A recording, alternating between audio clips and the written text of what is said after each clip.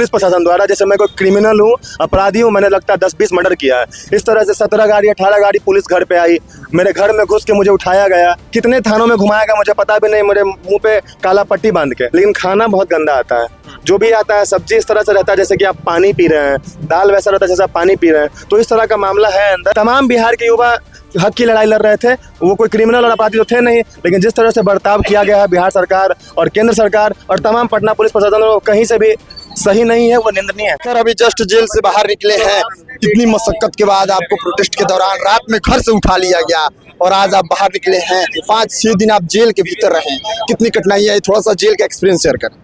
देखिए, जेल का एक्सपीरियंस बहुत बेहतर तो नहीं होता है, और खास करके बेउर जेल में आप हैं और जिस तरह से मुझे उठाया गया है पुलिस प्रशासन द्वारा, जैसे मैं कोई क्रिमिनल हूँ, अपराधी हूँ, मैंने लगता है 10-20 मर्डर किया है।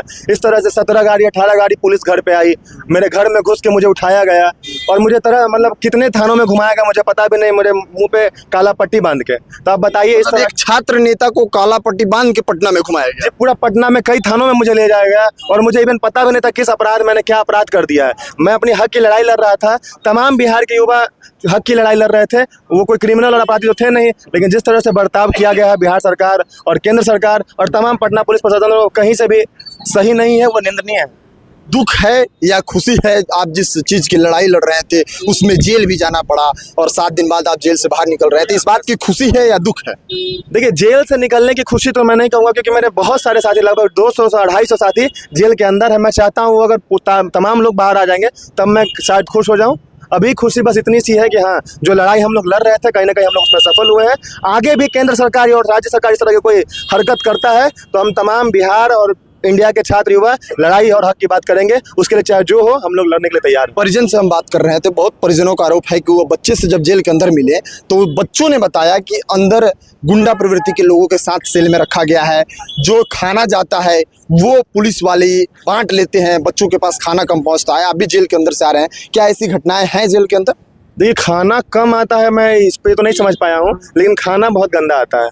जो भी आता है सब्जी इस तरह से रहता है जैसे कि आप पानी पी रहे हैं, दाल वैसा रहता है जैसे आप पानी पी रहे हैं। तो इस तरह का मामला है अंदर। मुझे लगता है बिहार जो सेल में रखा गया है छात्रों को गुंडा प्रवृत्ति के लोगों के साथ, सेल में नहीं रखा गया था, हम लोग को वार्ड में रखा गया। सेल अलग होता है, वार्ड अलग होता है, और जो भी लोग पहले से यहाँ पे हैं, अपराधी हैं या नहीं है मुझे नहीं पता, लेकिन उन लोगों के साथ मिक्स करके रखा गया था। ये थोड़ा सही नहीं था। अभी जो छात्र बाहर नहीं निकले हैं, अब शांतनु तो बाहर आ गए हैं, उनकी लड़ाई लड़ेंगे शांतनु? जी बिल्कुल। देखिए, मेरा पहचान इसी से है कि मैं हक और हुकूक की लड़ाई लड़ता हूँ, आगे भी लड़ूंगा। जब तक हमारे साथी जेल से सारे लोग बाहर नहीं आएंगे, मैं वापस से लड़ाई लड़ने के लिए तैयार हूँ। देखिए, शांतनु जेल जाने से पहले खबर पॉइंट के कैमरे पर ही बेबाकी से बात रख रहे थे और आज जेल से निकलने के बाद सबसे पहले हमने आपको खबर पॉइंट के कैमरे के माध्यम से दिखाया, शांतनु से रूबरू कराया और शांतनु से सवाल जवाब भी किया।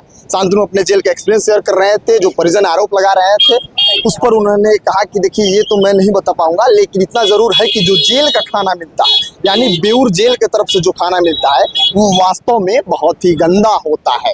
इसके बाद बोल रहे थे शांतनु की छात्रों की पहचान ही शांतनु की पहचान है और छात्रों की लड़ाई शांतनु लड़ते रहे। बाकी तमाम खबरों के लिए आप खबर पॉइंट देखते रहिए। मैं इस बहुत बहुत धन्यवाद आपका।